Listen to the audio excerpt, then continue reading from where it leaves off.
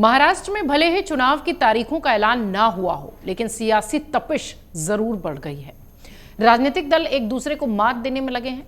इन सब के बीच मराठा छत्रप शरद पवार के एक ही पैंतरे ने महायुति के दो दिग्गज देवेंद्र फडणवीस और अजीत पवार को फिलहाल चित कर दिया है।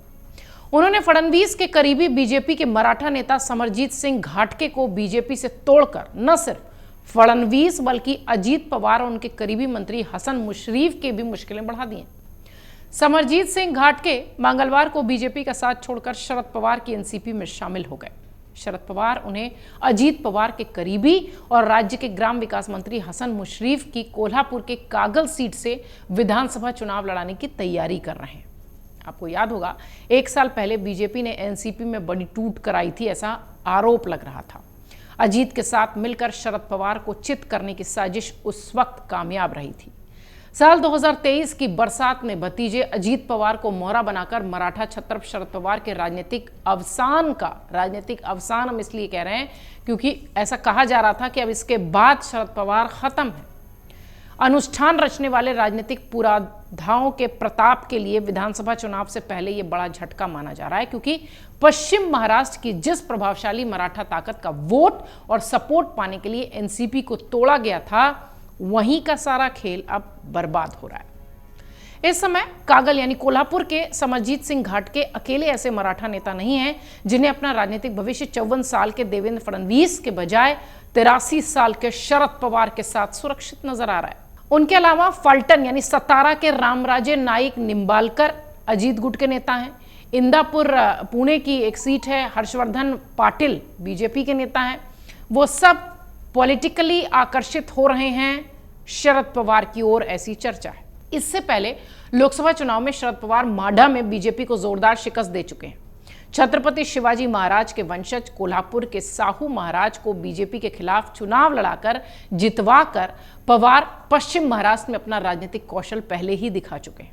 पश्चिम महाराष्ट्र शरद पवार की राजनीतिक विरासत की एक तरीके से कह लीजिए कि तिजोरी है।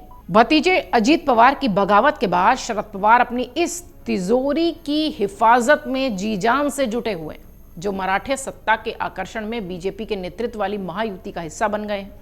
वो शरद पवार की राजनीतिक तिजोरी को बचाने के लिए न सही, लेकिन हाँ, अपनी राजनीतिक दमखम दिखाने के लिए जरूर शरद पवार के पास लौट आएंगे, क्योंकि उन्हें मालूम है कि महाराष्ट्र विधानसभा चुनाव में सीट बंटवारे में शरद पवार की चलने वाली है। जरूरी इसलिए भी हो जाता है क्योंकि लोकसभा चुनाव में 10 सीटों पर शरद पवार की एनसीपी ने 8 सीटों पर जीत दर्ज की थी। फडणवीस के लाख मनाने और रोकने समझाने के बावजूद समरजीत घाटके ने बीजेपी इसलिए छोड़ दी क्योंकि कागल की कोल्हापुर की सीट अजीत गुट के हसन मुशर्रफ को दी जानी है।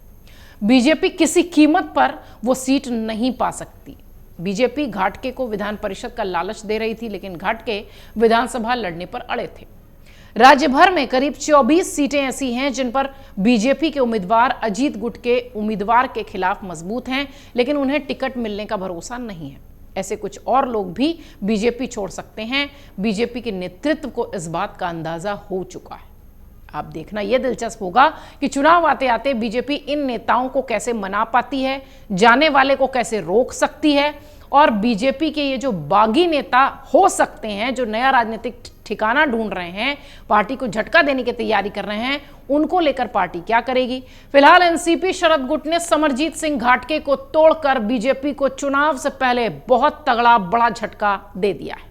अगर आप ये वीडियो YouTube पर देख रहे हैं तो हमारे चैनल को सब्सक्राइब करें और बेल आइकन को दबाना ना भूलें। अगर आप Facebook पर ये वीडियो देख रहे हैं तो हमारे पेज को लाइक करें।